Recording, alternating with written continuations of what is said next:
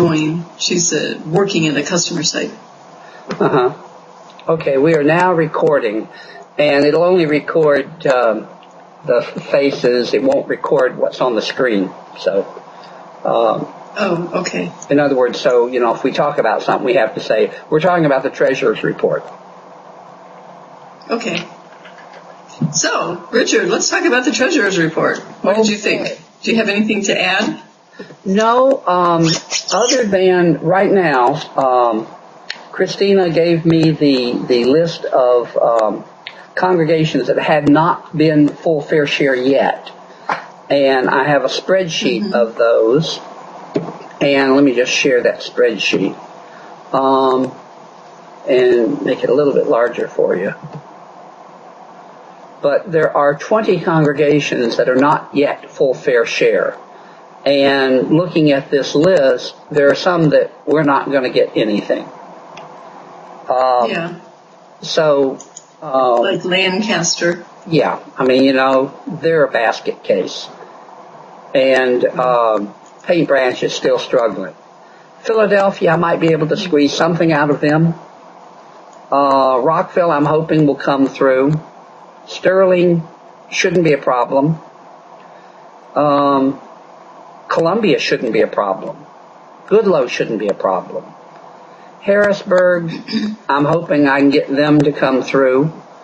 Might get a little bit more out of Susquehanna Valley, Towanda, maybe some more from Towson and Westchester and Wyoming Valley. So I think this list of 20 will go down to 1, 2, 3, 4, 5, 6, 7, maybe 8 to 10 by the end of the fiscal year. Now, we have outstanding, according to if I copied the numbers from Christina's spreadsheet right, we would, if they were all full fair share, we would collect another $51,000. Obviously, we never get full fair share from everybody. And so we are somewhere in the neighborhood of $20,000 from our budgeted amount.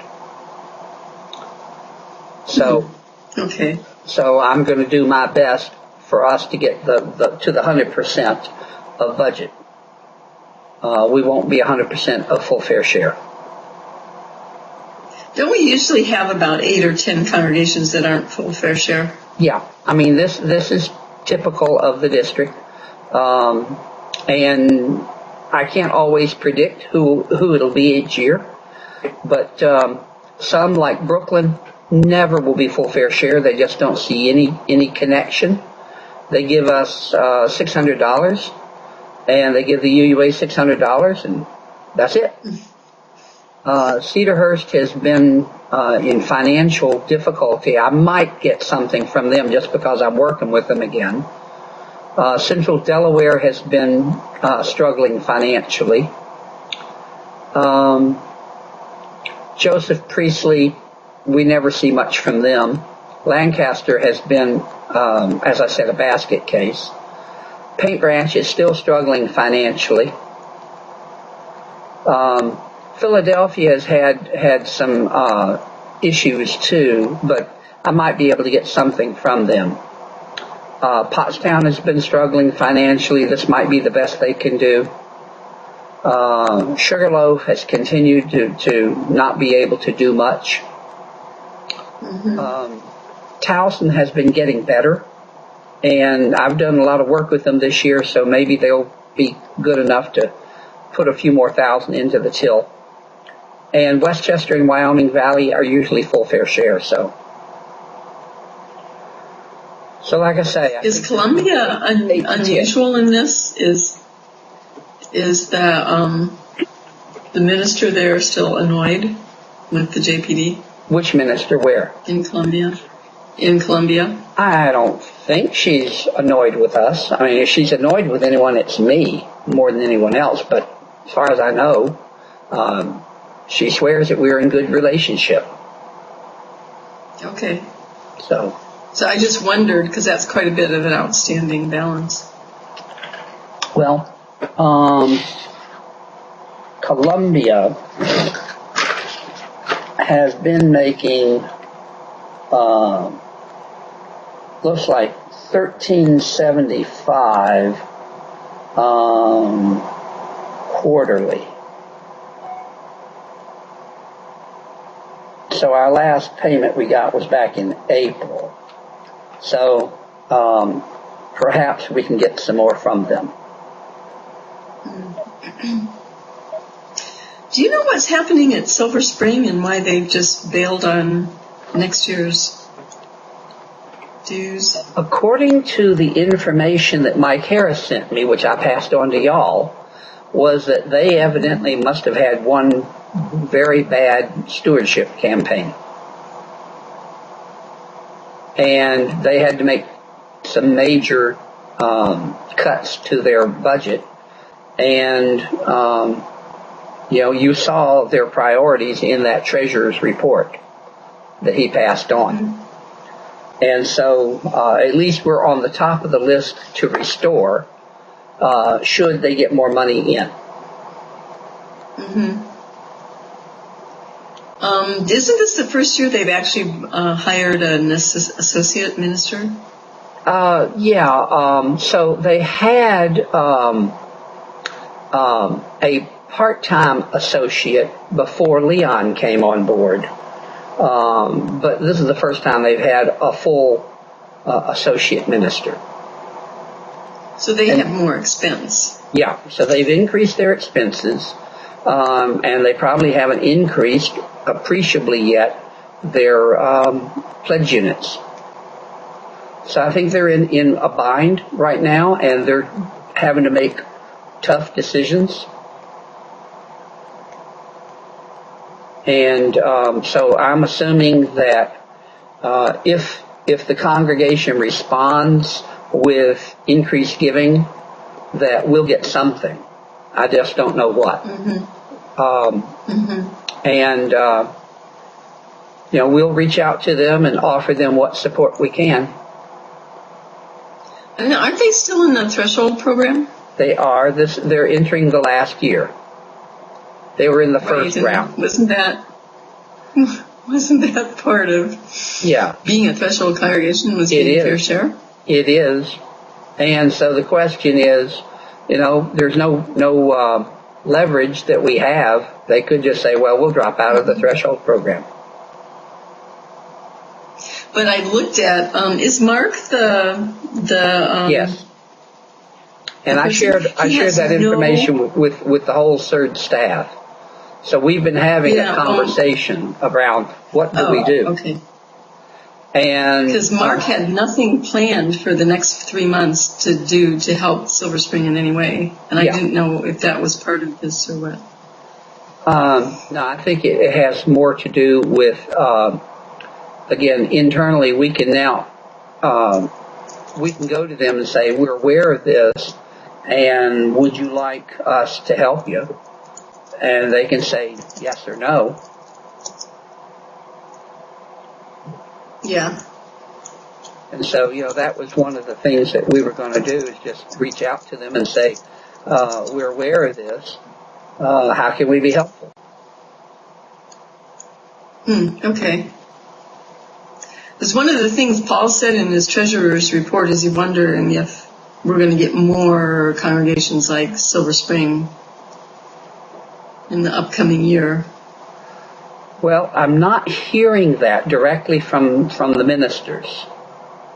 And so I know that First U Wilmington has had a rough time, and they are cutting back to 3/4 of their contribution to the JPD and the UUA.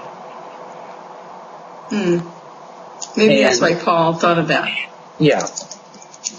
And so, that's 2 congregations that I know of right now that are mid-sized, that are having financial difficulties that will affect us next year. And then we add to them Lancaster, because they're not going to ever come back. In the short term, anyway. In the short term, until they can get some more money flowing, No, I'm not looking for any money from them. I mean, they're right now not even sure they can afford to keep their assistant minister, who is basically the best that they can afford because of the payout for the ministers. And there's a new board that's been elected with at least 3 of the 4 people elected not liking the settlement that the previous board made. So there may be a movement to overturn that settlement. Oh, wow.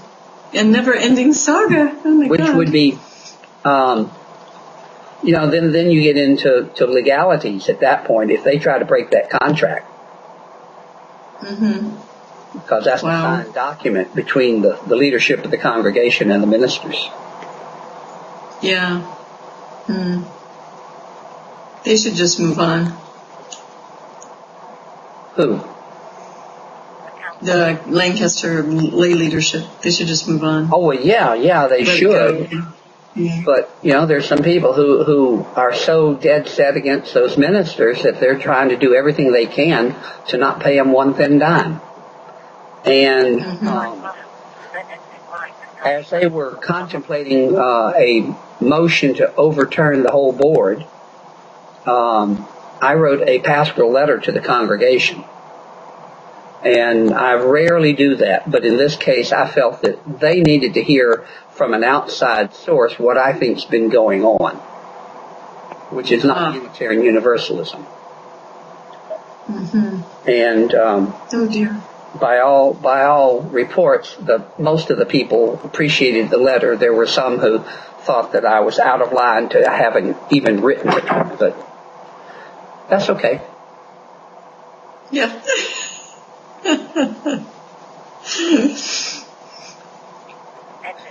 Okay, well, thank you, Richard. Mm-hmm. So that's where we are financially. Right now, we've got a low cash flow, as Paul mentioned in his report, but that's typical of this time of year. As we approach the end of the fiscal year, our income starts sliding because we're now trying to go back and get what little we can to finish the year with a cash flow that is adequate. Right. But on paper we are showing a healthy surplus. Right. So do you think we'll have to eat into that surplus over the summer? No, because July 1 we start all over again with a new fiscal year. And then we'll start getting congregations sending in their requested amounts in July and August. So we should be okay. Our expenses during the summer will be much lower because there's not that much happening. Yeah, okay. Yeah, I didn't know if it wouldn't pick up until the fall. So. Congregations are pretty good. If they're full fair share, they tend to budget on either a monthly or quarterly basis.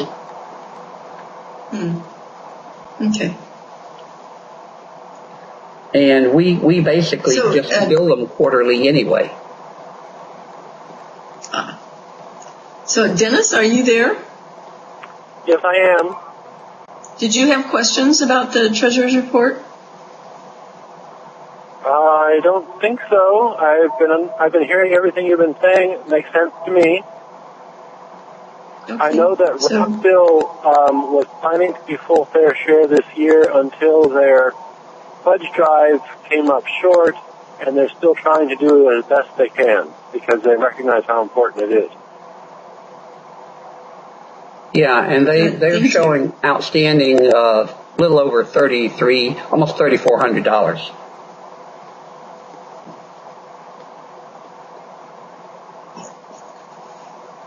That's in the current year? Yeah, right now. That's what they have outstanding, or according to Christina's numbers.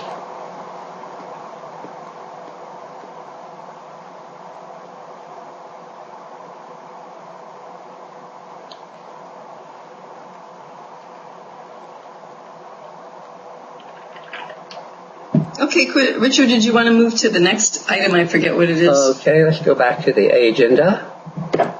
That's why I put all these things up here so it's easy for us to see. Messaging to membership before GA.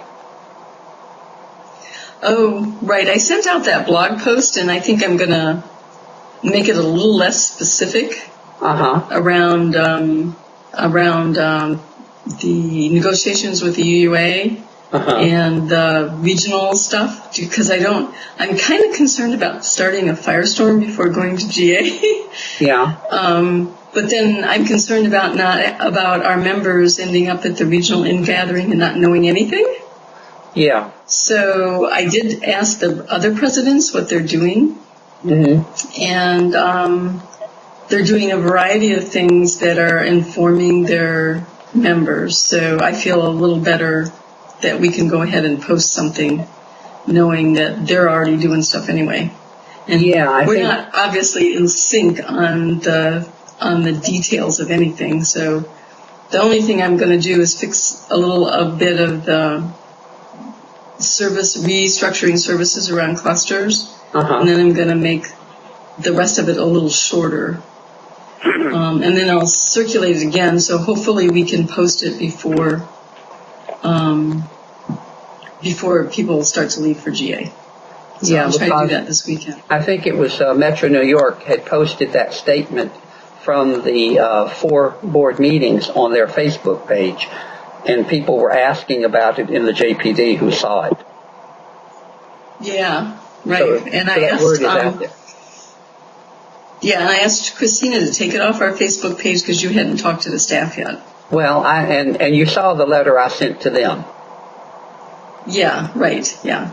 So if you want to put it back, you can. We could put something back on. That's a good reminder. We could put something back on the Facebook page after the blog post goes out. Maybe a reference to the blog post, and then maybe we could get some comments.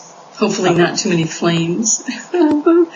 I mean, again, this is a conversation with the moral ownership of the district.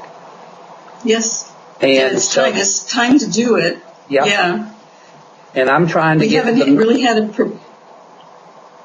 Go ahead. I was just going to say, I've had one session where I was sharing with the northern ministers a couple of months ago, and I'm trying to get on the agenda for the southern ministers to basically do the same thing, just to inform them of what's happening both in our area as well as across the country, so that they at least can start to become informed as to what does this mean.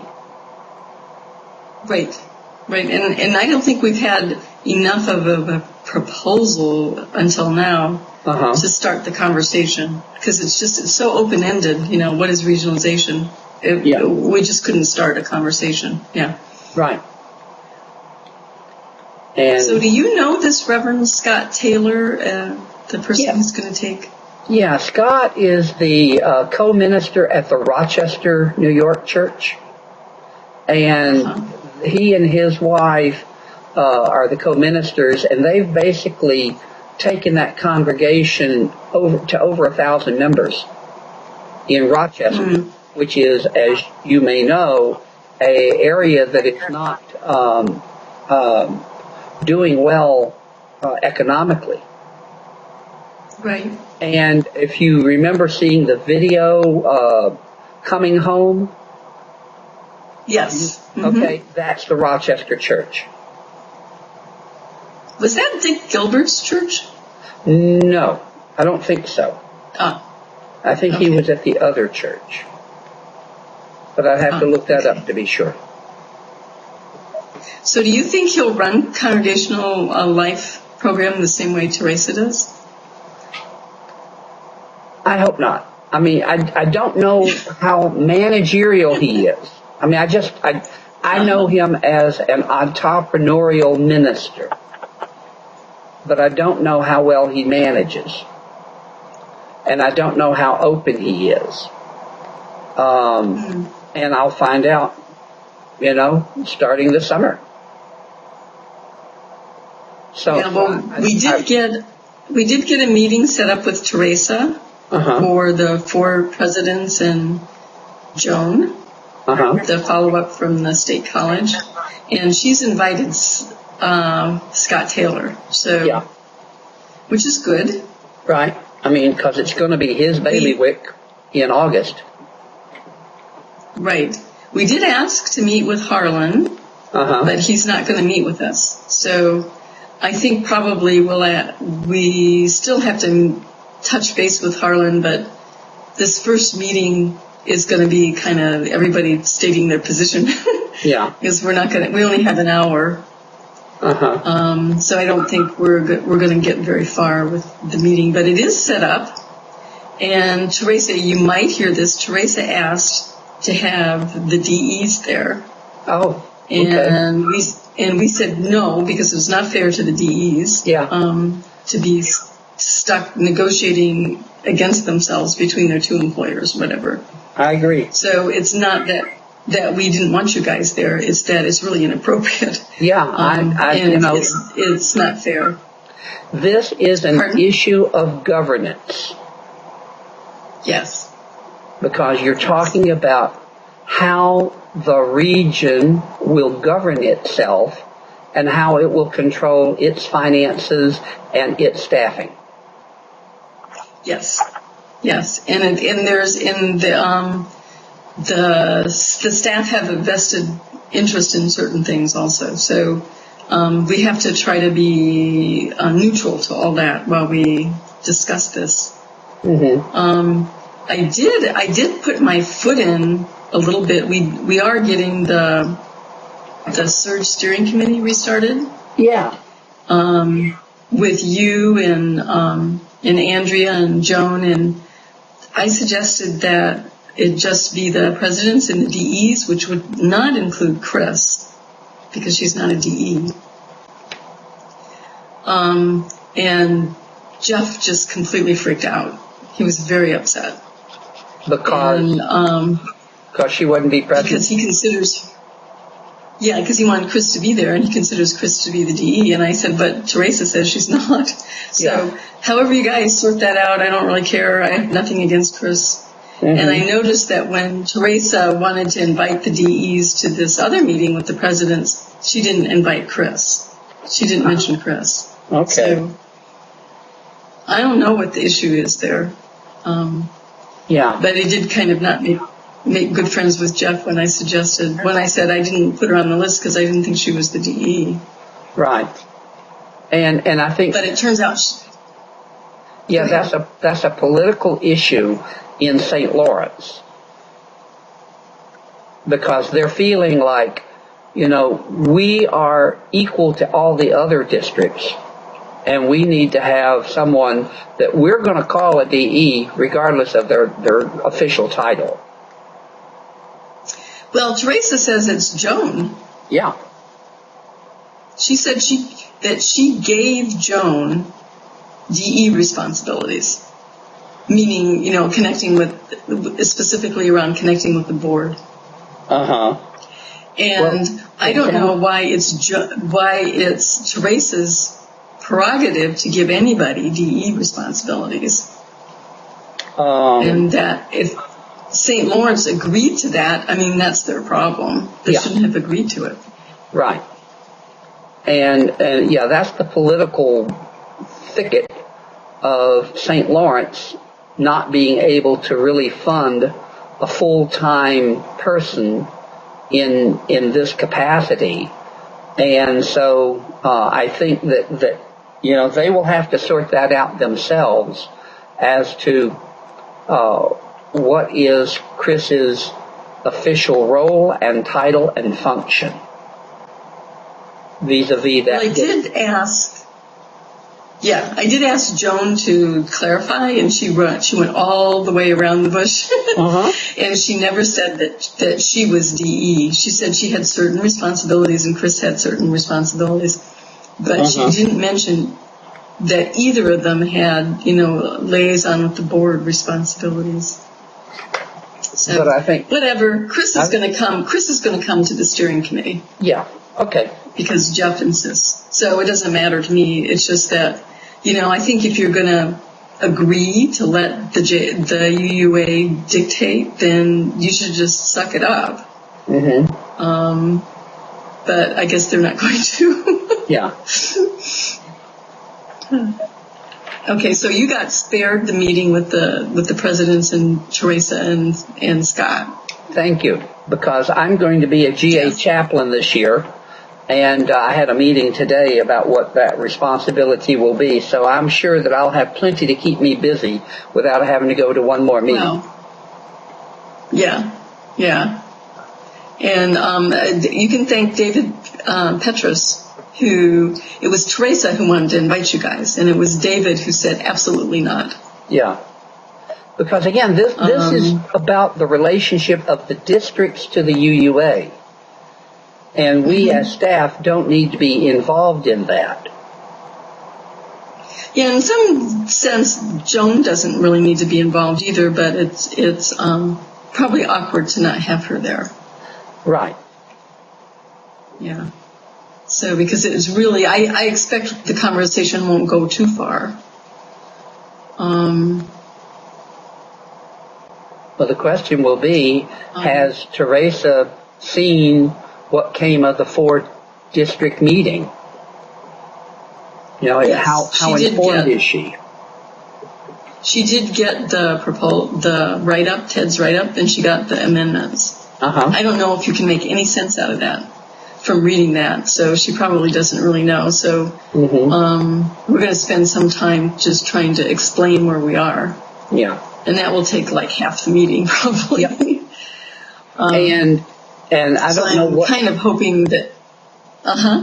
Yeah, Teresa's new position is, I think, somewhere just south of where Harlan was in his position. But I don't know what authority she will have to do anything. Yeah, so I think at some point we'll probably have to engage someone further up the food chain. I thought it was really interesting that she was very interested in packing the meeting with people who report to her, but she was not interested in trying to get Harlan to come to the meeting. I note that it is about 7:30. Yep, it's 7:29 by mine, and I've got at least, I see Nancy Jansen has logged in. So do you want me to start logging people on? Yeah, a bunch of people have.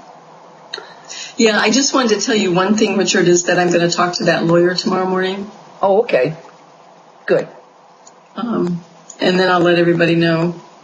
So if you wanted to go ahead and call people, okay. Please do. All right, let's see if we can't start adding. Okay.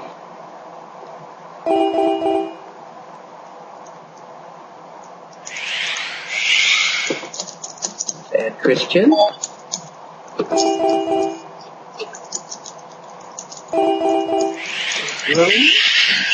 And let's add Jim. Hello. Hi. Hi, Nancy. Hello. How are you? Fine. How you doing? Good. Let's cancel that. Go to Mark.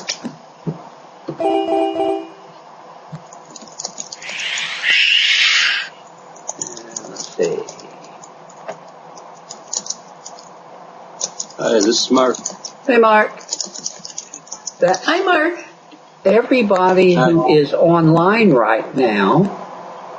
Let's see, Jim rotated off, though, didn't he? Yes, he did. Okay. So we need Justice and who are we seeing? And when will Carla be ready, you think? She wasn't sure. Okay. So I'm kind of hoping she either calls you or it's only 4:30 in Arizona. Yeah. And she's with a client. So she's not sure when she can join. And Paul, we said Paul Pinson was not going to join us tonight. Yeah, he had a pre-existing conflict Okay. that was scheduled before he came on the board. Uh-huh. Well, that's everybody who is online, including Dennis on the phone, and I didn't see any other email traffic about calling anyone. So is it Justice isn't online? I do not see him online. Let me check emails here. And Reverend Day? And she's not online.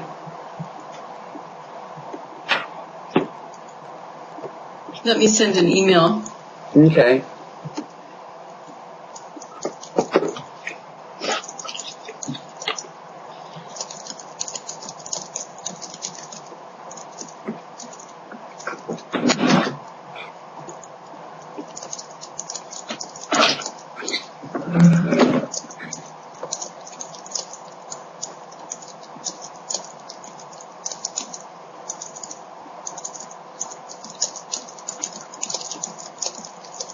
I'm not even sure that I have Justice email address or UVU address.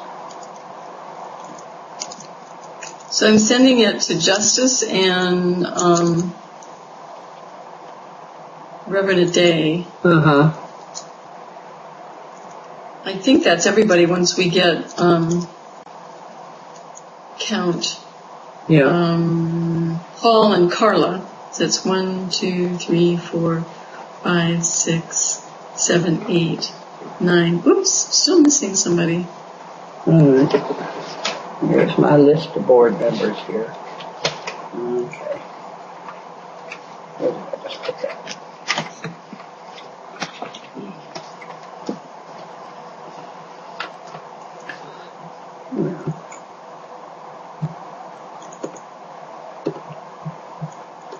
Can anybody tell who we're missing?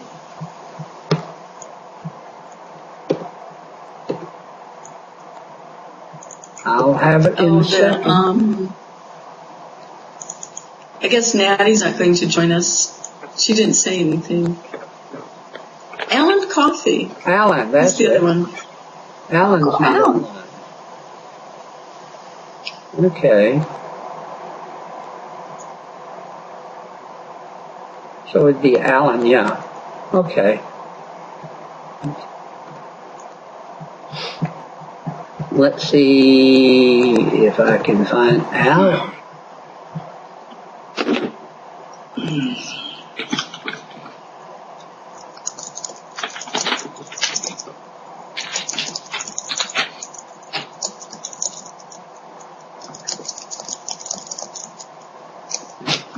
She's not I think he has it under Rachel. Yeah, let's see if it's under Rachel. Rachel Coffey's not online.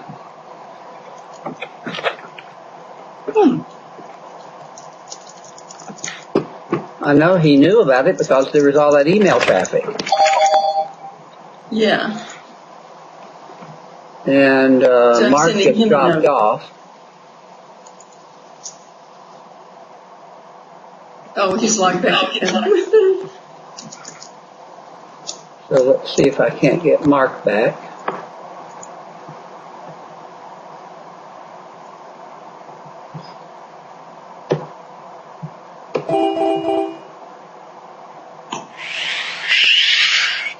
There's Mark. There we go. Now we got your video. Hi, Mark. Hi. Thank you so much for letting us meet at State College. Sure. I didn't mind at all. It was nice not to have to drive a long ways. Right. Your building is so nice. The whole campus is really beautiful. Yeah, it's even better now. We're just about ready to start moving in. We're just there.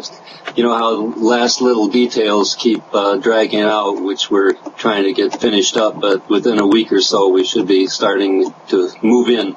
We've actually already started using the new social room for social hour on Sundays, and it's really nice. Oh, that's nice.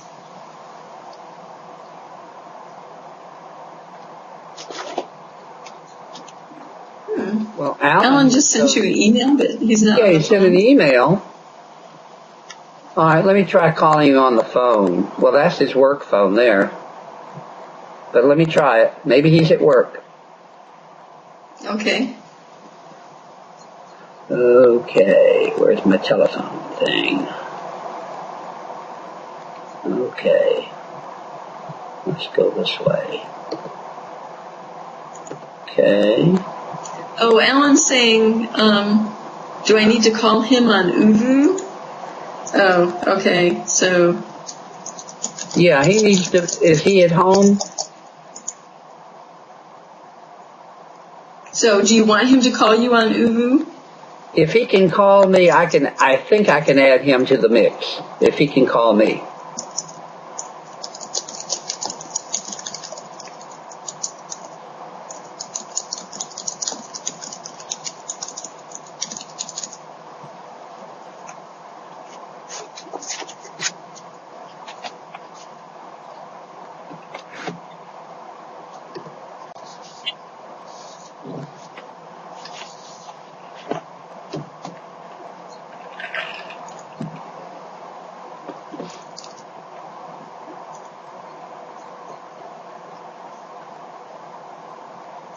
So, Okay, let's see what happened. maybe you try calling him on Uvu. All right. Oh no, he's typing to me. Just a second. I've Yeah. got him on IM. Uvu thinks he's offline. Yeah. Oh, now Nancy left the call. Do you want me to get a phone number from Alan? Yeah, what phone number does he want? Because I can add him that way.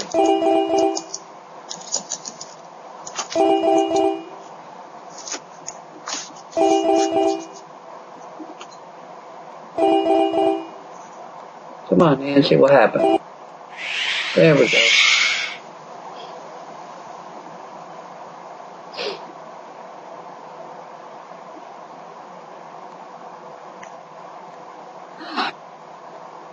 Can you get him on Uvu at Rachel Coffee, or does she look like it's offline? It's showing offline under Rachel Coffee. Okay, so he has a phone number here. He has a phone number. Okay. 302. All right. 302 766 766 7928. 7928. Okay.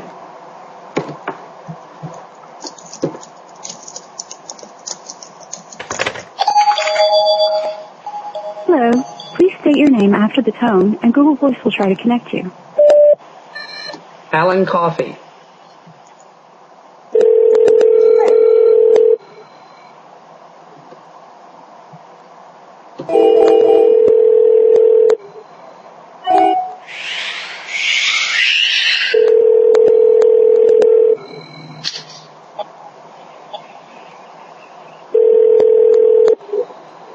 Hello, this is Alan. Hi, Alan. This is Richard. Oh, hey, great. Thank you. Yeah, it's showing that Okay. Rachel Coffee is offline. And you're offline according to me, so Yeah. I can refresh that. What's your Uvu address? It's Rachel Coffee. Oh, it is? Okay. RCHAELCOFFEY. Yeah. Well, it's showing that you're not online, and I can't tell you why from this end. It's just showing offline. Yeah, I'm connected. We restarted. Okay. So if you pop up, then I can add you. Alright. I have two Richard Specks here. You want? Reverend Dr. Richard? Yeah, that's what you want. Alright.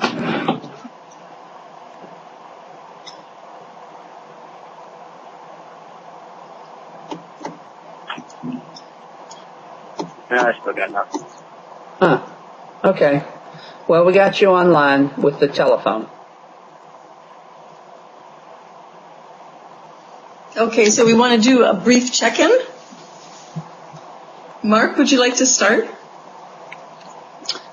Okay. I already mentioned a little bit about the building, our new expansion, which we are getting ready to move into. So that's kind of exciting. On the home front, I have one son that's leaving tomorrow for a week and a half trip to Costa Rica. He made a trip a few months ago, which was his first one as a participant. This one has helped organize and is helping lead it. So that's kind of neat. And my other son, I've been sort of busy with him for the last couple of weeks, helping him through the process of buying a house. He just graduated from Penn State last month, and now he's starting a job in Harrisburg in July, and so he's buying a house. Wow. Yeah. Wow. Pretty strange. So that's been taking a lot of my attention. And meanwhile, getting ready to wind down the church year. I have 2 more services to do before General Assembly. But who's counting? That's great. Right. Yeah, right. How about you, Nancy? Well, I don't know. How about me? We have just voted in a new minister, and he begins in August, so we're more than ready, if not overdue. The relief is palatable. As you know, I was involved with the ordination of now the Reverend Nancy Pellegrini, so that's why I couldn't get involved the last meeting, but we're all recovered from that. And let's see, I have a daughter. She just finished a semester. Well, it's a second semester in marketing, and she got straight A's. My goodness. So now we'd like her to get a job. That would be good. So that's my story. Yeah. So, Christian, how are you? I'm well. I started my new job in the president's office at F&M on Monday, so I've been learning a lot. I've been very, very busy. This is a little bit of a crazy weekend because it's our reunion this weekend, so there's lots of stuff going on. And then also there's a Board of Trustees retreat, and so I'm doing a lot of board stuff at F&M and board stuff at JPD. So a lot of boards. I've also been home to Delaware a lot recently at our congregation, which has been really exciting. And I don't want to steal Alan's thunder, but we also voted in a new minister, which was very exciting. So everybody's getting geared up for that. I'm very excited. So very, very busy, but all good things. Good. So, Richard, how about you? I'm doing okay. I've got a lot of little things going on, trying to get the end of the year cleaned up. I was telling the executive committee I've been asked to be a GA chaplain this year, and that means that I will be helping, hopefully, keep people from going off the deep end during all of the things that happen at GA. And then just been working on getting the end of the year money in so that we can finish the year without having to pass the 10 cuts. And so I'm good. Oops, can't quite hear you. Ooh. You still there, Richard? Yeah. Oops, couldn't quite hear you. All right. You hearing me now? I got a note from Justice. Uh-huh. I think he's not downloaded Uvu. You got a phone number? So I have 808. All right, wait a minute. You get here. 808. 753. 753. 1876. 1876.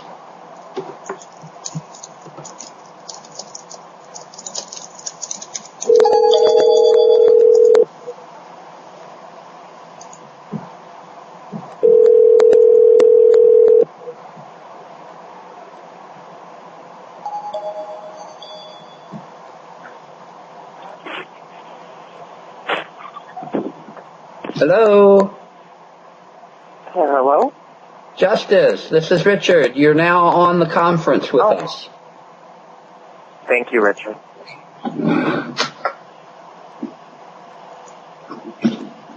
So how about Dennis? You want to do a check-in? Sure. We just finished the last 3-hour Our Whole Lives for grades 10 through 12 class last Sunday. Looking forward to the last service of the year, of the regular year, the Flower Communion this coming Sunday.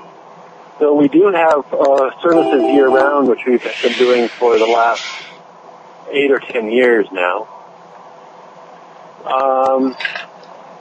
I've been on the highway since 6:20, and it looks like it'll be about 8:30 before I get home today due to the rain and traffic.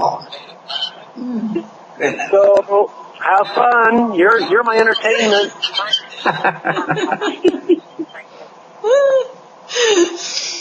So, Alan, would you like to check in? Yeah, I'm doing fine. We are at Christian very busy at church. One of the most gratifying things about the meetings that we've had at the congregational meetings is how warmly we're sending off Larry Smith.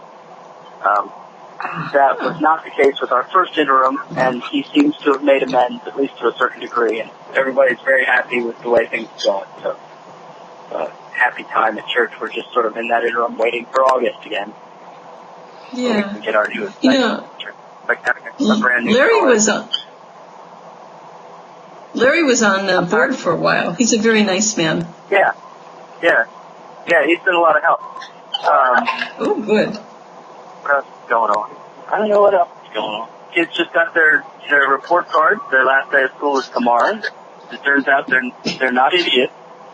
They've actually done very well this year. So, nothing much to report on that front. Except summer starts day after tomorrow. Ah, nice. Yeah. So, Justice, you want to check in? Sure. Are we just sharing kind of what's going on in life? Or? Yeah, how goes it with you? Relatively well. On the good side, I'm leaving for Europe on Monday, June 10th for about a month, which I'm very excited about. So it is a long time coming. So I'll be leaving on vacation next Monday, and I'll be going to Central and Southern Europe.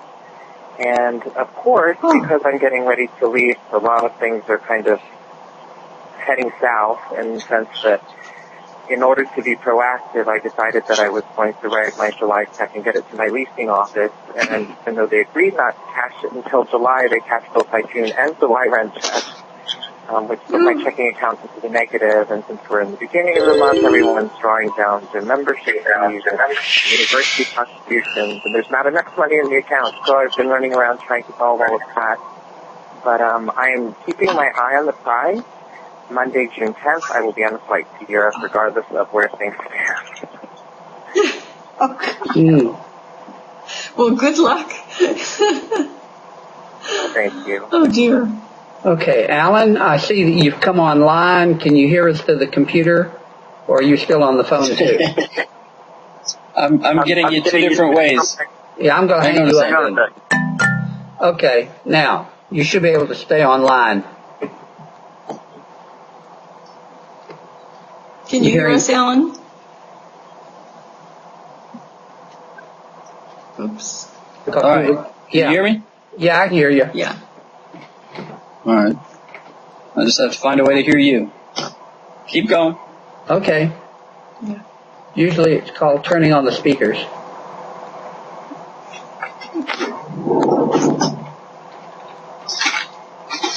So I'll finish check-in with, I'm going to Louisville soon. I guess none of you are going to join me except Richard. It should be an interesting trip because this GA is almost all about governance. So it's got, I think, 22 hours of plenary. Mm-hmm. Plus we have the meeting with Teresa that we can talk about in a bit. So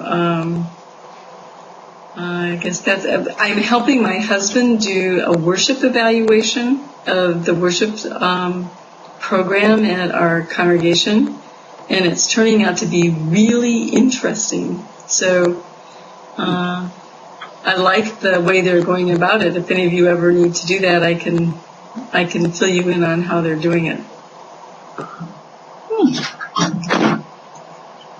So, okay, so that concludes check-in, unless I skipped anybody. Paul unfortunately had a pre-scheduled meeting that he was obligated to before he came on the board, so he's not able to join us tonight, which is why he sent the financial report early. And we did just have a conversation about it in the executive committee meeting, and I'm not sure we need to go to flog it too much.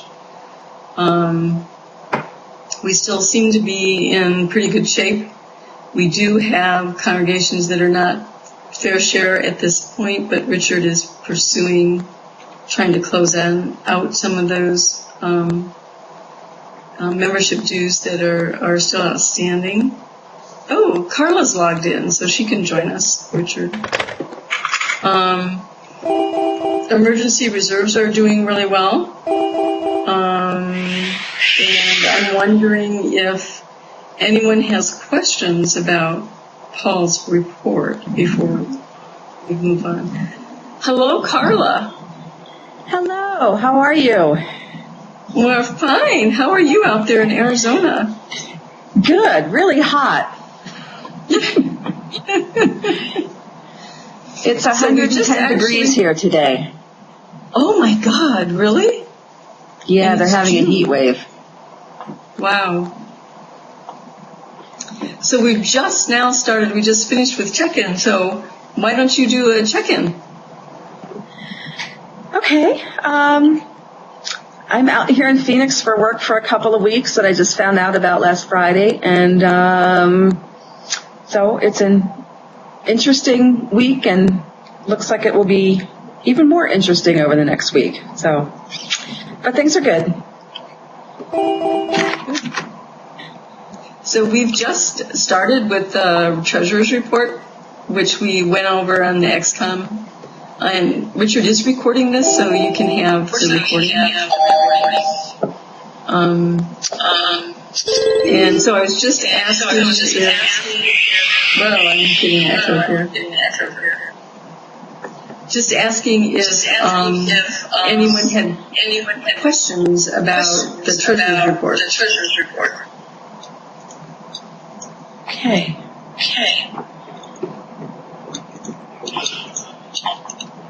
I don't see hands going up or anything. And is there anyone missing from the meeting today? Paul's not able to come, and Reverend Day's not here. Okay, thank you.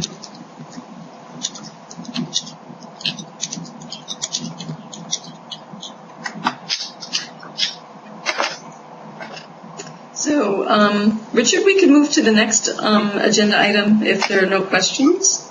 Okay. So I put this agenda item in here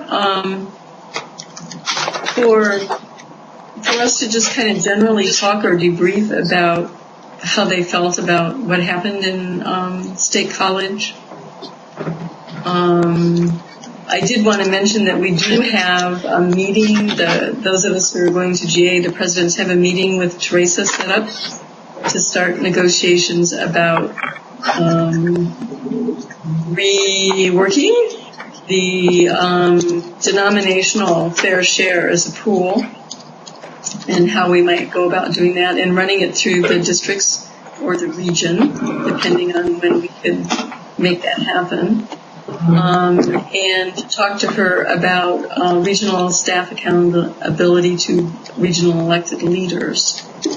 Now, we only have an hour with her, so we're expecting that we won't get very far on this, and this is just kind of the opening conversation. She is going to bring the new person who's taking over her job as Congregational Life Program Director, Reverend Scott Taylor, who is from the Rochester congregation, which is in St. Lawrence District. So let me do a round robin here to see if people want to discuss anything about what happened at State College and they wanted to bring it up with the group. So Mark, did you have anything you wanted to say? I don't have anything right offhand. I may have responses or add on to what others say, but I don't have anything right off the bat.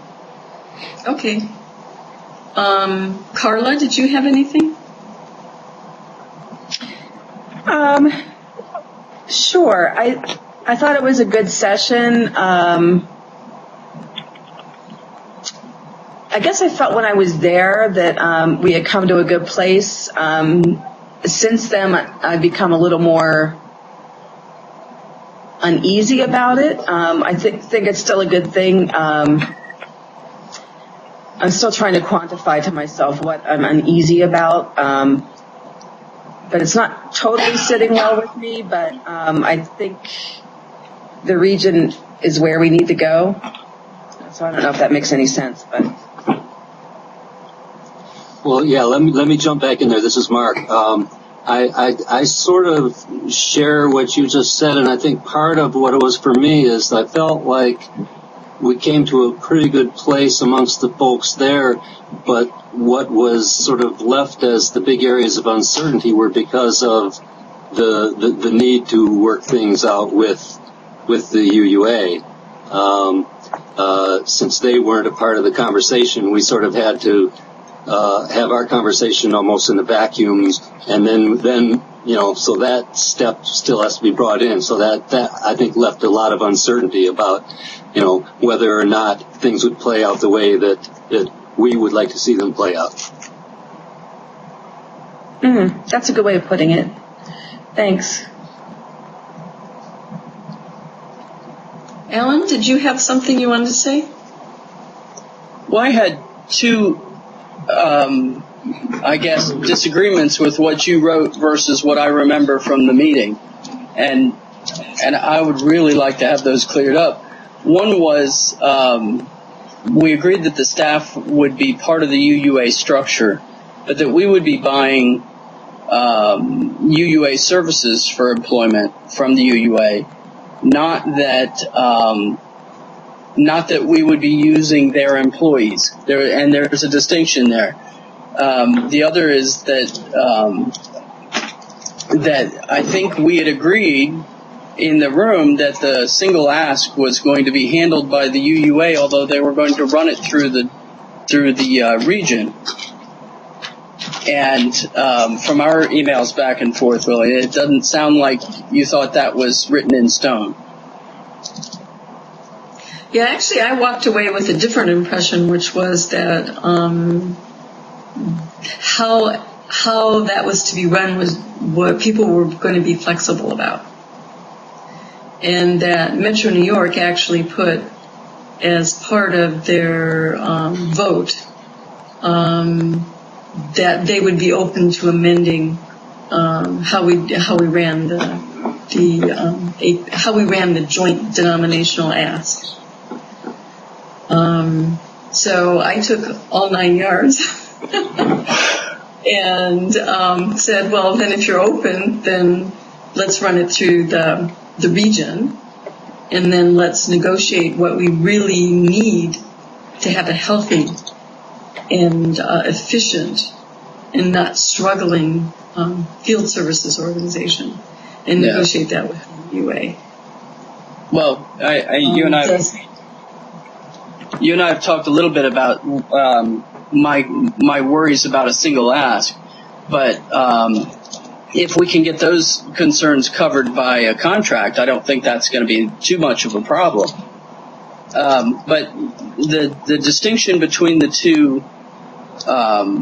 two challenging proposals was that on one,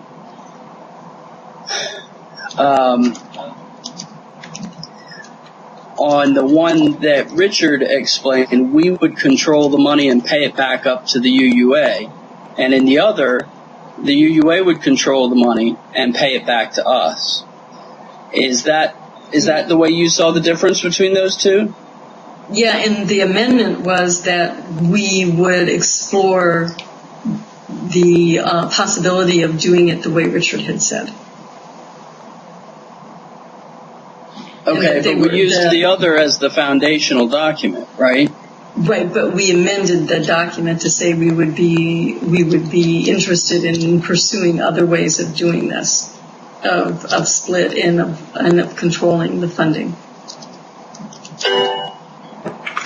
So there were two amendments. One was about about raising the money, and the other was about staff accountability.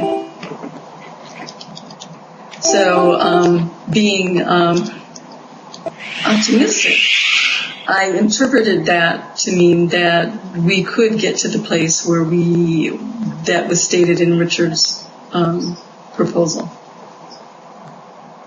In fact, neither proposal suggested that the regional staff be accountable solely to the regional board. So that was an extra amendment that we put on as a board.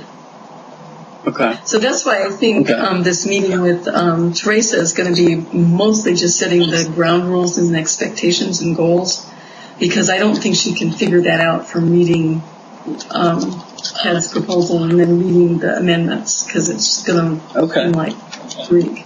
Well, so far as the meeting goes, you don't think you're going to get any resolution out of that meeting, so I guess you probably don't need to worry so much about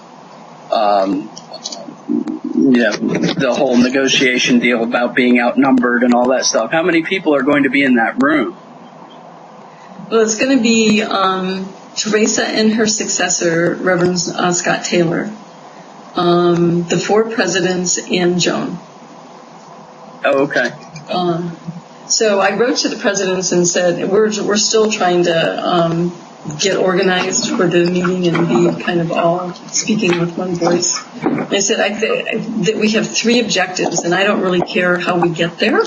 So part of our amendments is that they kind of propose solutions, but the objectives to me are that we completely reconceive how field services are delivered and what those services are, and that we focus it around clusters, and we let it grow, the demand grow organically from the congregations as opposed to pushing down services from some central location.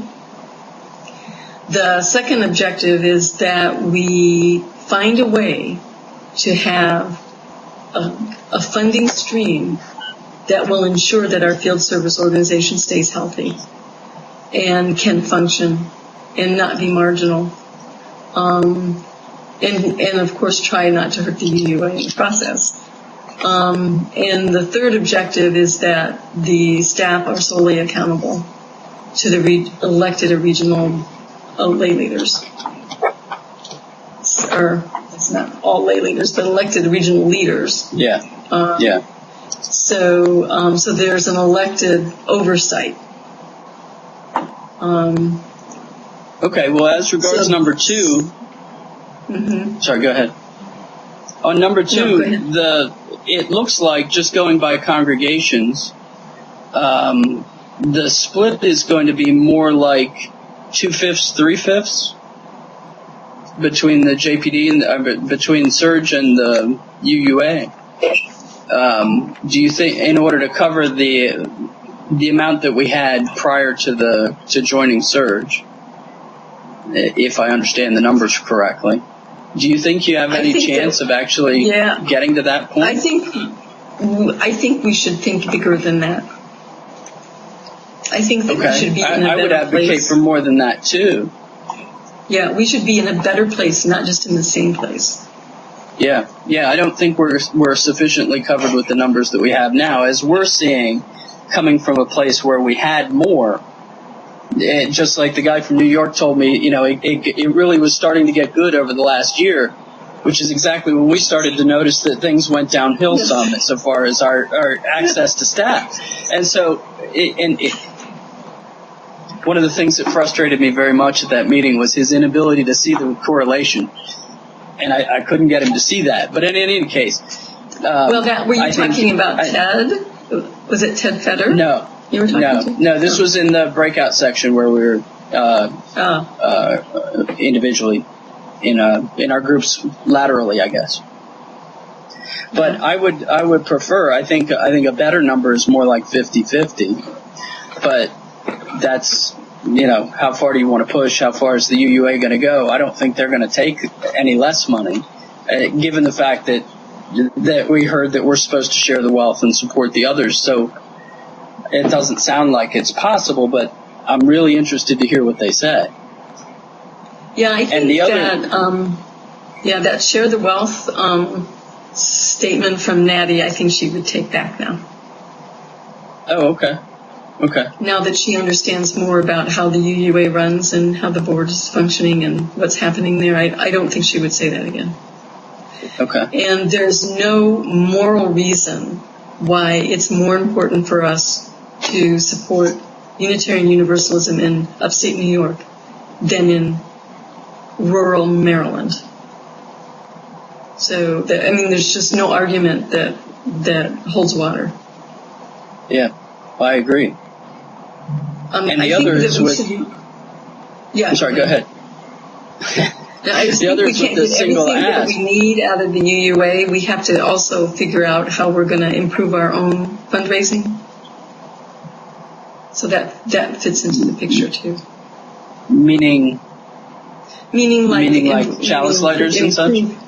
Yeah, improving chalice lighters, maybe offering some services for fees that we haven't thought about before. So I think we need to be creative all the way around, but we do need the UUA to not do business as usual. Yeah. Well, my feelings on that front. The other point that I wanted to bring up was the single ask.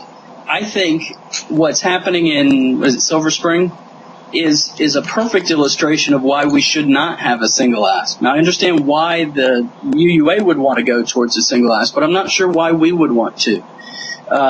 Given that the congregations generally, at least within the JPD, support us more than they support the UUA, which may be flip-flopped in the other regions because they haven't seen what a well-run region can do. But it is the case here for our constituents that they prefer to have the control to allocate money to the JPD as opposed to the UUA and vice versa as they see fit. I don't think, and the evidence for that is that budget addendum that we saw from Silver Spring, which said, no, we're not going to be able to pay money out this year to the denomination, but first on our list is JPD. Well, you got to go past 5 on their list to get back down to UUA. So I think trying to take that power away from our congregations is something that they should resist. Yeah, I see what you're saying. Yeah, almost all the districts do better at collecting for their own dues than for the UUA dues. And I think that's one of the reasons why the UUA wants to do a single ask. Yep. So what we need to keep our eye on is like keeping our brand out there and knowing and being credible so that the congregations will want to fund the kind of support that they get from us. Yeah. However, if they're going to lose that, though, that's your bargaining chip to get you to 50-50 or beyond. Is if we're going to do a single ask and trade on our good name for their money, then something's got to come back the other way. Yeah, because we actually might be able to raise more money than they've been able to raise for the UUA. So, I mean, there are a lot of balls in there, and I'm really agnostic to how we end up doing it, as long as we end up in a better financial position.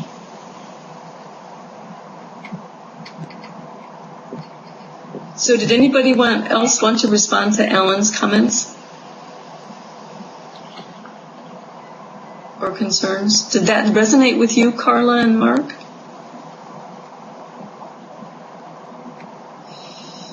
I'm thinking. Yeah, me too.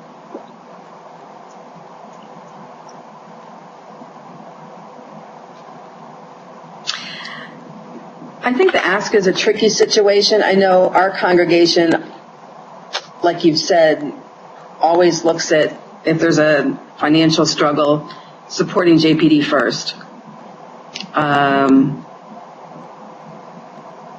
So I think there's probably merit to looking at that.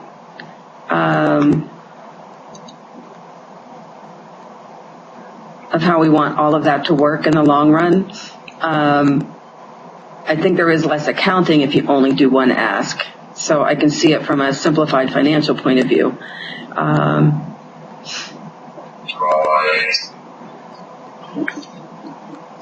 The other factor is that even if we did not go to a single ask, if we go to the regional structure, it's still going to be different. It will no longer be the case that congregations would have the option of supporting their district, because now it's the region. Right. That is psychologically different as well. Mm-hmm. Right. But I see the difference in the two organizations as, and this was my perception before becoming involved, was that the JPD, and in this, the surge would come, follow on, is involved in local service provision to individual congregations, and UUA is doing, and UUA is doing national marketing, advocacy, all that other stuff that is applicable to the entire country. And I don't see anything wrong with somebody wanting to support the service side and not necessarily feeling that they have as much of an obligation to support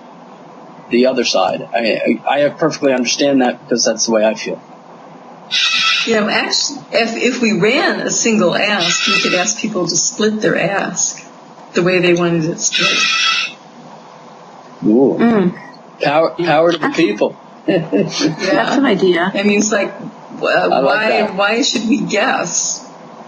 And they can put their money where they think it makes the most difference. That's a thought. See, Lillian, before long, we're going to have you recruited into the radical democracy movement.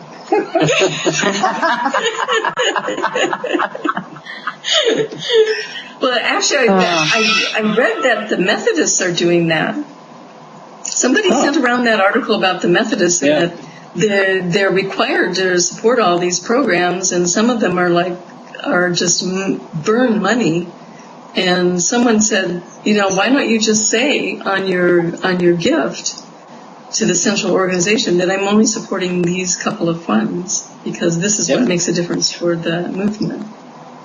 And that's the way. That's a good idea. You can break that down you can go as granular as your technology will allow with that. You could have the delegates to GA build up a cluster of things that they want to have funded, and then have the congregations fund them as they will. And those that don't reach their critical mass don't get funded. So the money goes to a general fund. Yeah. So that would certainly deflect some of the. But it would deflect the head-on confrontation between the field and the UUA, to say, let the congregations decide how they want to spend their money. Interesting. So we have a couple of people on the phone. We have Dennis and Justice. Dennis, did you want to say anything?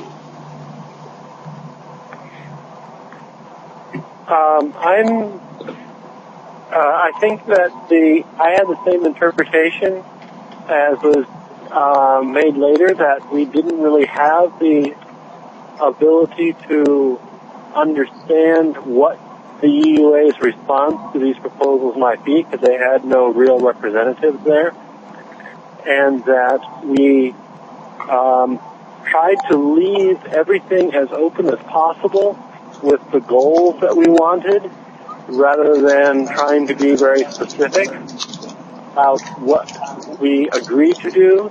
Rather, we wanted to understand the principles that we wanted to support. And we wanted a rather more radical approach than was available in the other plans, at least among our group. And New York Metro agreed to that as a possibility through negotiation. If we could get the UUA to go along with it, then please, we get what we wanted. I'm happy with that. I'm still supportive of that approach. I still hope that we can be as radical as we can be.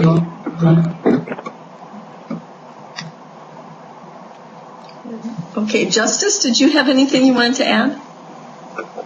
But your I think reflections it's interesting because I agree with much of what has already been said in terms of, for example, Carla had mentioned that she felt at first comfortable at the meeting and has become increasingly less comfortable with the outcome, or at least not being able to necessarily put a finger on what is causing this discomfort. And I think that particular comment resonates with me, and I think part of that is due largely to what Dennis just referenced in the sense that we have a number of objectives I think that we agree on in principle, but I think as we move further along in the process and options become realities or are no longer available to us, I think that's where the district starts to diverge.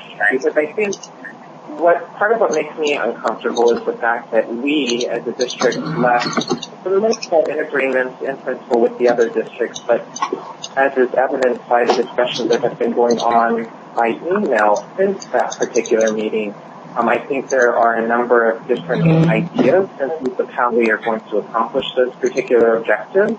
And if we as a district have walked away from that meeting with slightly differing views as to how we're going to achieve those objectives, it worries me to think about what the other districts are thinking and how far, I guess, in another direction they may be in terms of how they see themselves accomplishing those particular objectives or the region accomplishing those particular objectives.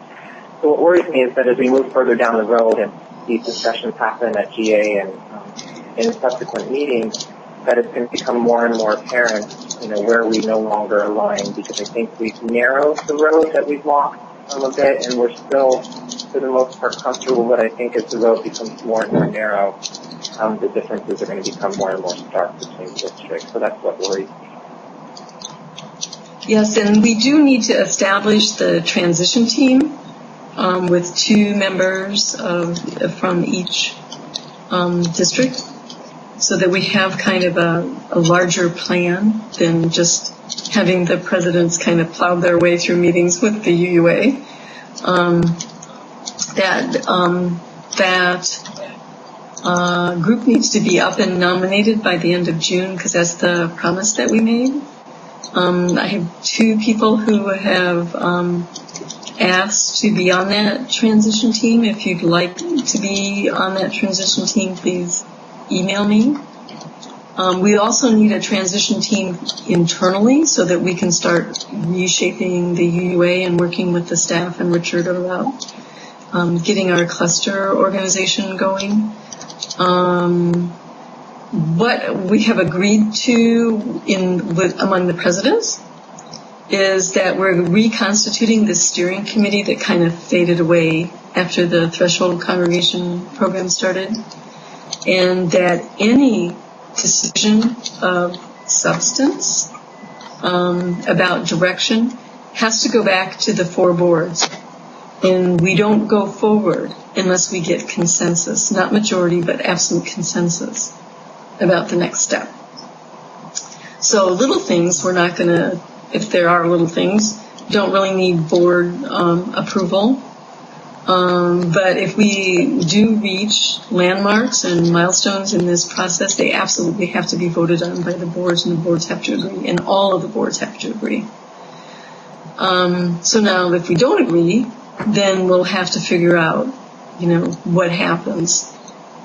And I did have a really frank talk with the president of the Ohio Meadville, and I told him that, we could be our own region. We don't need to be part of this region.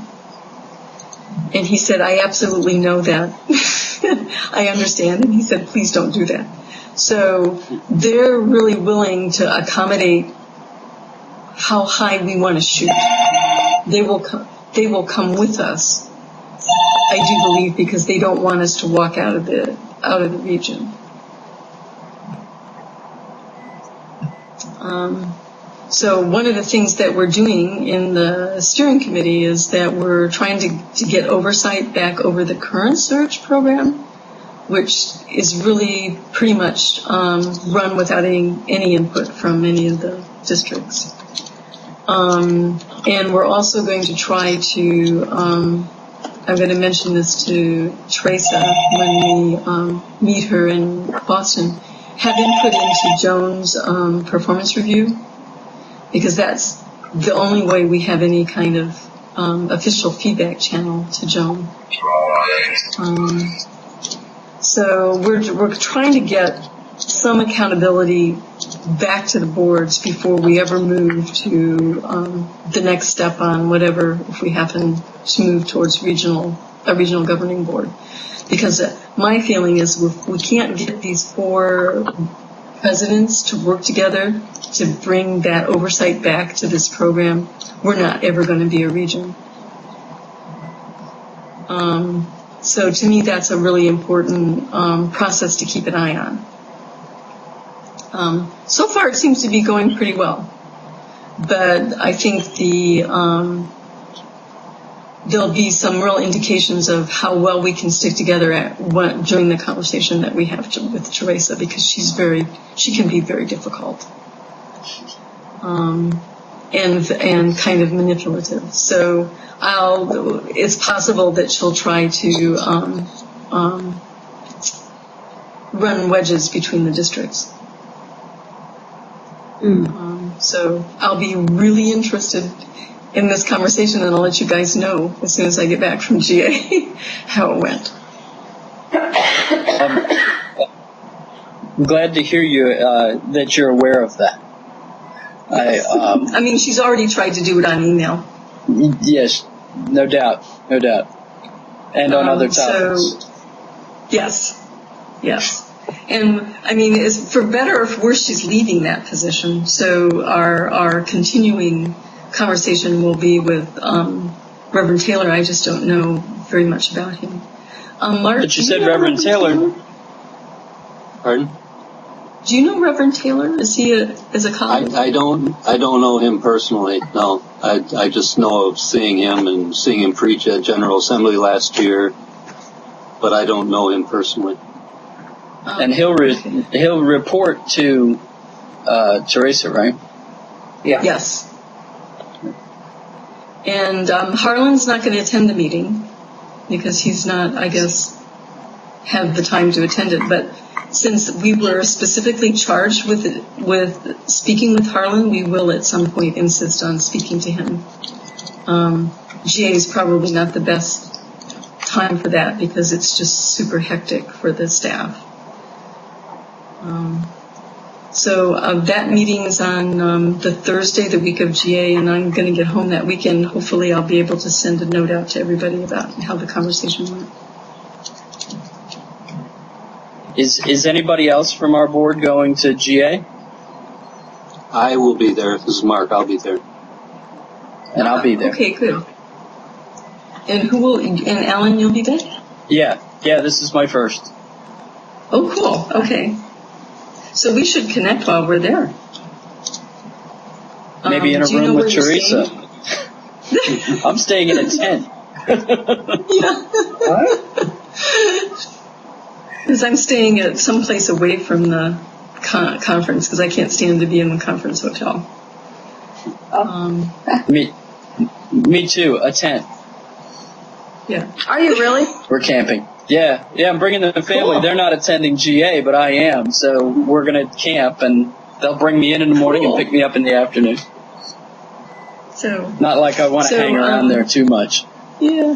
So which days are you going to be there? I'll be there for Tuesday. I should write to you and Mark, and let's see if we can get together at some time while we're there. Yeah.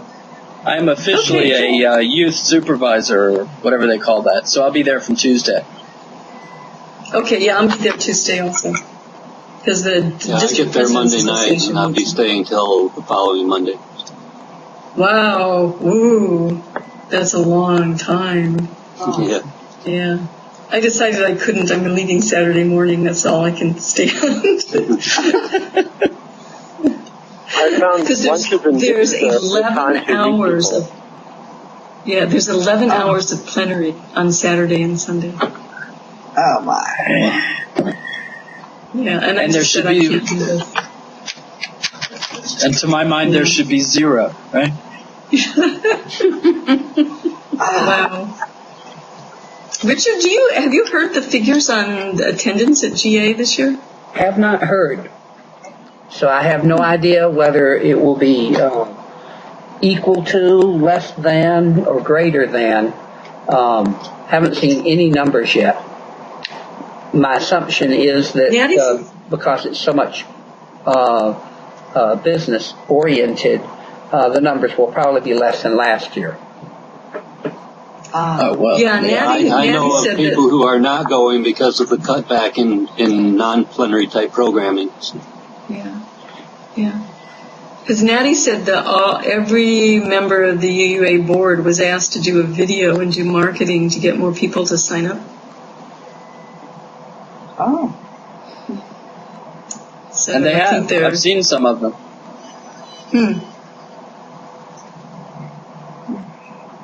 So I'm passing off my delegate badge to somebody who has to sit through 11 hours of plenary on Saturday and Sunday.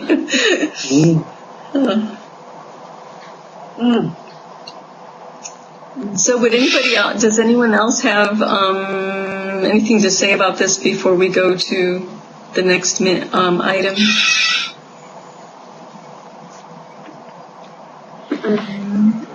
Okay, so the next item is the preparation for our retreat.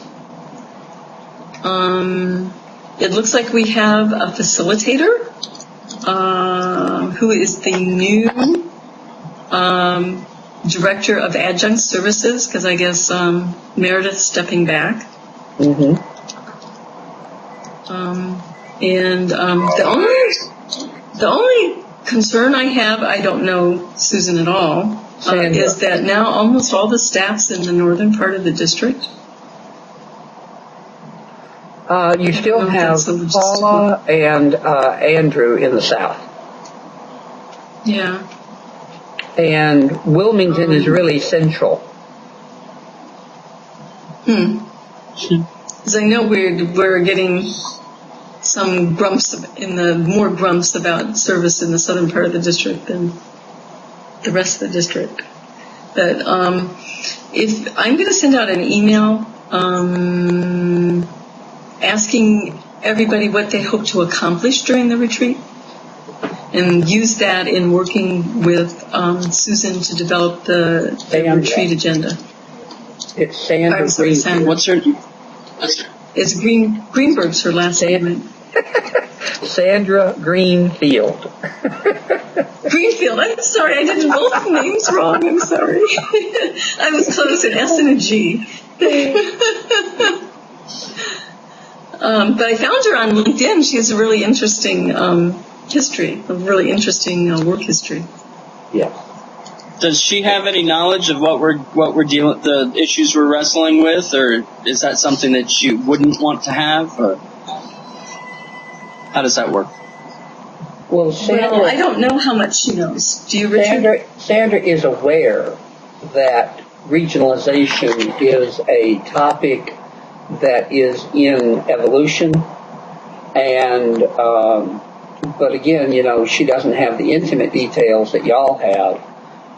She just knows that it's out there, it's in the water, but that she doesn't have specifics.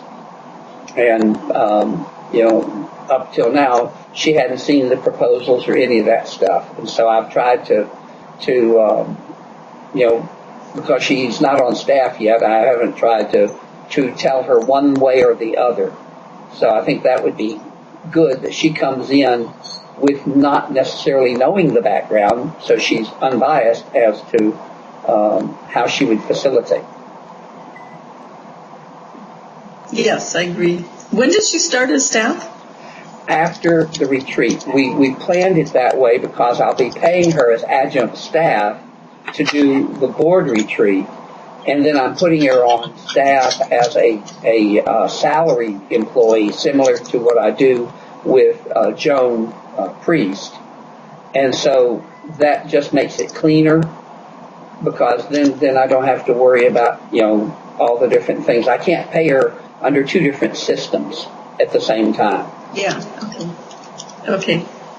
It also turns out it will keep her kind of blind to the loyalties and intricacies of how things work right now inside the district. Yeah, should make her more. Yeah, her major exposure to the district has been being the religious educator at Mainline for a couple of years, and then being on our adjunct staff for the last couple of years, working with congregations. She worked with Cedar Lane just recently, and so she's been in the district now for about 4 years, and she's originally from Delaware. Part of the cabal. Yeah. You guys in Delaware. Yeah. So when should I start connecting with her? Now, if you wish. Okay. It would be nice that she's bringing the RE in background with her, since people seem to be missing Pat.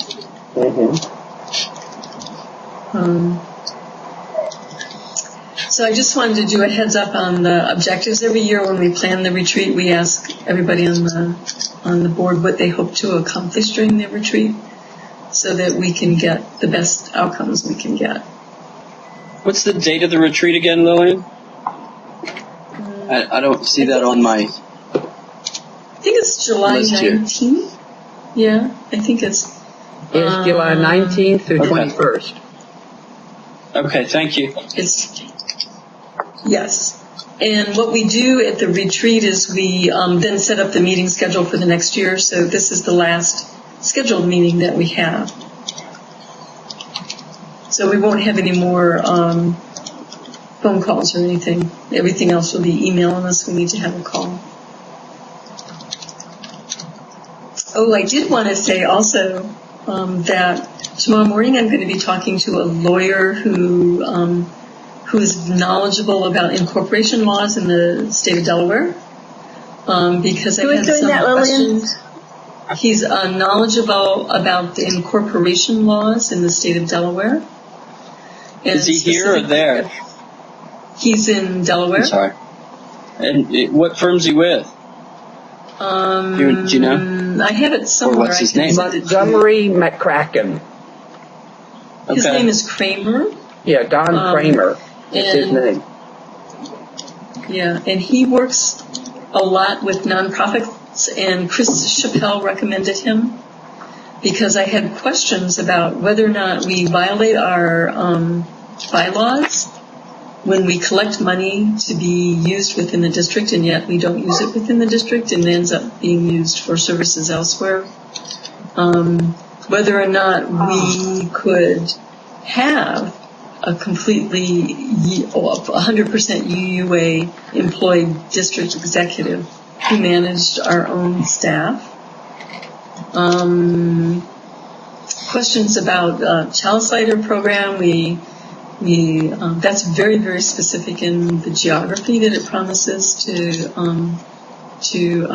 serve in our endowment, our child's keepers. So I just want to get an opinion from him about whether or not some of the vision that the UUA has about how it would prefer the districts operate, whether or not that actually contravenes our bylaws. And whether or not we actually really better change our bylaws if we're going to do that. So I'm going to talk with him in the morning because he has a couple of questions, and then he's going to look through the list of questions and he's going to write a response to us that I can share with everybody. Hopefully I have that response before I go off to GA. In case certain suggestions are made, I can respond to them.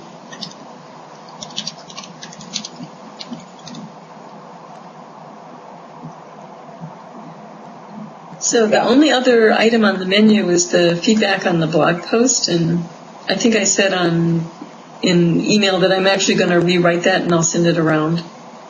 If you have other feedback, we could talk about it now, or you could send me an email. I know I got a lot from Alan.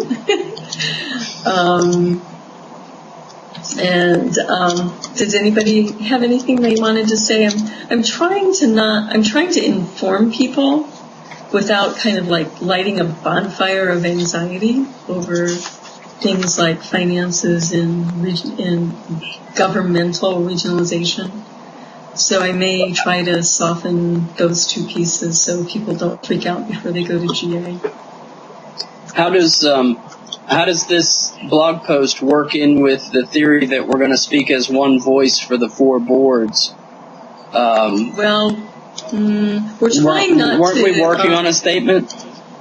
Yeah, but it was so bland. We did, and it was released. It just said that we had agreed in principle to something. So really, I talked to the other presidents, and everybody's kind of struggling with the same thing because basically we have to sell this to our members in a way that makes sense for our district. And so to me, the thing that's most concrete is reworking the services around the clusters. And the rest, in terms of a solution, the other two pieces we don't have, the funding piece and the governance and accountability piece, we don't have a firm solution for yet. So I may just stick with talking about the principle involved. Because I would like to have people start responding, but I don't want them to be so anxious or angry that we can't get a good conversation going.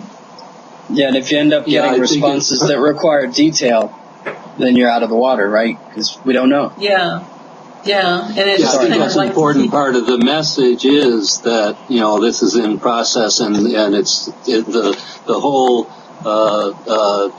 structure is not already defined, and so if you express sort of the general principles and so on, and the fact that this will continue to be in the process of being invented. And to invite them to be part of the inventors. Yeah, that's what I'd really like to do is get some people, who are really committed to having a creative and helpful conversation, join our conversation, and hopefully avoid a lot of kind of hair on fire comments. Let me write that down.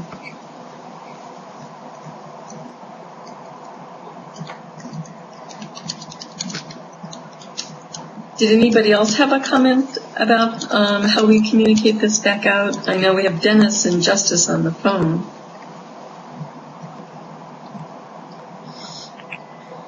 No comments from me. Okay. I like the idea of talking about things that are concrete, but also the principles that we are pursuing. Yeah, because I kind of did a shot across the bow of the other presidents when I said I'm really not wedded to a solution, but here are what I think the 3 principles are. The one about organically growing and having the service needs arise from the congregations themselves as opposed to central planning.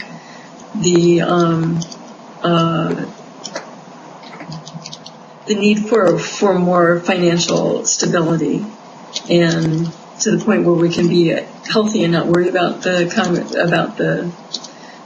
organization, and it can be strong enough to be effective. And the other one is about local accountability to elected leadership.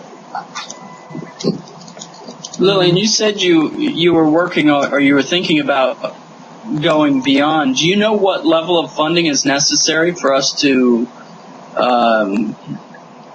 fulfill our mission?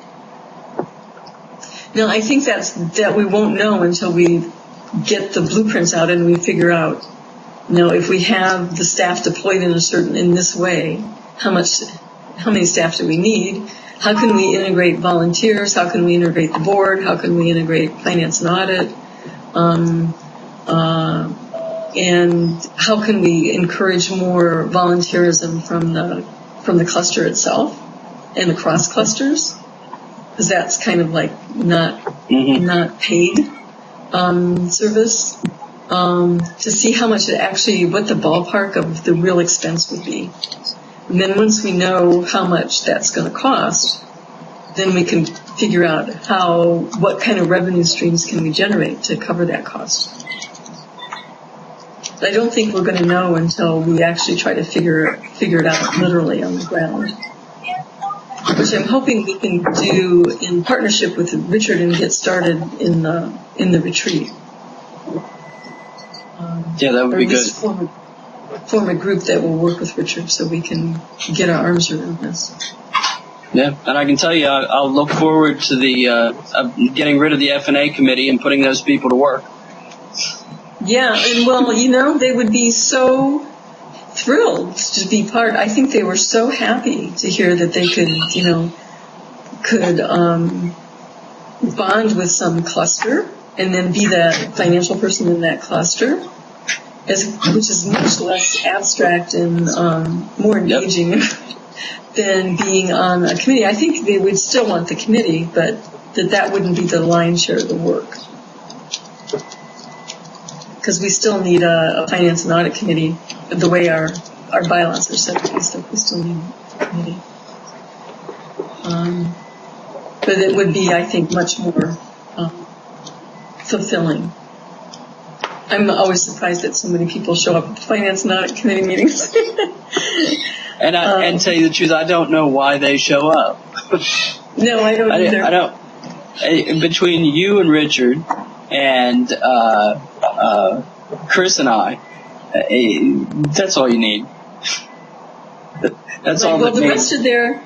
Yeah, the rest are there to be APF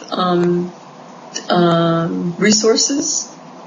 But our APF is so high that there's really often not a lot of things to do. So we've always struggled with, like, how do we maintain a relationship with the congregations? So each person on the Finance and Audit Committee had to figure out how to maintain a relationship with the congregations that were assigned to them. But if they were given a cluster, and the cluster was persistent, and they would get to know the people, and they would all be near where they lived, then that would be a whole lot easier, and they wouldn't have to make it up. They would just attend the cluster meetings, and then they would hopefully get to that know would them. happen. Yeah, because the contact just hasn't. Yeah, and the whole time I was on the committee, it was very hard too. So I'm hoping that the Delmarva cluster will move out in front and teach us all how to restart clusters. There you go. It's all part of the plan, Lillian. It's all part of the plan. Radical democracy. Yeah. Well, our congregation seemed happy to hear that we were going to have somebody to rely on local. When I reported at our congregational meeting, and the idea of some of the things that we could do with the cluster also got people a little bit jazzed up. I think, not a lot, but a little bit. Mm-hmm. Mm-hmm. So hopefully that'll be an easy sell. Yeah, we add some of the back office stuff in there, like accounting and website support and everything. I think it's going to be a brand new way of supporting congregations. Yeah, well, just an anti-plug. We just got turned down for our Chalice Lighters grant. Right, Richard? It wasn't turned down. It was postponed. Ah, okay. It needs a little more work. Vital distinction. Full disclosure, my husband's on the committee. And I told him, look for the one from Delmarva. And he said they asked just for some extra information is all, I think. Yeah, it wasn't, it didn't cover some of the things that it should have. You're right. Yeah. So I suspect you will get a really good reading the next time it comes in. Okay. So I'll put my proposal in for some of that money. Yeah. Yes. So, okay, I think we're over kind of the time we usually allot. I don't know. Let's do see if anybody has anything else they'd like to bring up. Nancy, how are you? You have any more comments? Well, I guess my only thought is, as I gather, we're the fat cats in this, and I think some other people are beginning to realize that JPD is the most healthy, and the risks that we run, but I guess really just I look forward to the retreat, and someday somebody should be able to put something together that talks about why we, are interested in doing this thing and not simply going out on our own. Because I think that conversation is being held right now by some people, that I know of. So maybe that's down the road. I would like to see us raise the bar for the districts that are in our region. And if we can help them do that, I think that, and we don't lower our own bar, we will have accomplished something really amazing. So, Christian, did you have any questions or any comments? No, I don't think so. I think everybody covered my thoughts on all this. Okay. Good luck on your new job. Thank you very much. Oh, and Christian, we're very close now, aren't we? We're very close. 3 hours and 15 minutes, man. Happy birthday. Oh, yes, thank you. I didn't know what you were talking about. Yes, thank you. It is my birthday tomorrow. Oh, Happy birthday. Happy birthday. Thank you. Hey, So, Facebook grand. Yeah. So, Dennis, do you have any other, have we covered everything that was of concern to you, or? There's one thing that I've been thinking about, and maybe other people have already thought about it, but I think it's an important thing to think about as we are doing this. And that is that I sort of got the impression that people are thinking of sort of starting the region over and starting from clusters and building up. But in actuality, I think that the right path forward is to retain the district structure and to roll out the cluster emphasis on a district basis. And so what we do is a change of emphasis on how the staff in the district interact with the congregations in their district. And I think that Richard was actually saying this. I just didn't hear him with my whole mind at first. Yeah, I think that's what... That way we actually can make progress quickly, and we keep the efficiencies of having district offices where they are currently and things of that type. But some of the people may be, over time, located into different other parts of the district, because then they'll be closer to their clusters that they interact with most. Yeah, I think that's what we walked away from State College with, was that each district would recreate its own service organization. And that everybody was really excited about clusters, and I'm absolutely with you on keeping the district intact until we get that working. Because there's no way we could manage that from a regional organization. Mid-America did the organizational change first, so they merged into a region, and now they're going to start dealing with the service issues. And I'm actually with you on this. I'm comfortable dealing with the service issues first, and then trying to figure out how an organization would grow, a larger organization would grow out of that. Right. The bottom-up approach always makes more sense to me. Yeah, I wouldn't have agreed to any of the stuff we agreed to in State College if we had to start from a region and then try to work out the service model. Because I think we would have failed. Yep, exactly. I just wanted to bring that up, that we think more being on the same page about it and not reinventing things at a regional level that are working perfectly fine at the district and sub-district level. Right. I totally agree. Justice, did you have any comments? Oh, there. Sorry, I put my phone on mute, but I have trouble getting it on. I don't have any additional comments. I think I'm still really trying to grasp everything that's going on, because I think having a full understanding of what's going on and things entirely a situation as it, I'm going to say currently exists on the ground, but it seems like things have already started moving and are in flux in terms of surge already being a noticeable entity and money is now flowing to it, etc. So I do appreciate the discussion, and you can rest assured that I will be more vocal as I feel more comfortable with what's going on. Okay, sure. Well, have a nice trip out of the country. That sounds exciting. Thank you. I'm very much looking forward to it. Once Monday comes around, I'm leaving it all behind, and I will not think about it until I get back. Okay. So, Alan, have we addressed everything that you wanted to talk about? I think so. I did send out the proposed language that I got from Chris Chappelle at the beginning of this meeting, because I didn't know if you had intended to cover that as part of the financial discussion this evening. But we will definitely have to take action on that at the retreat for the next church year.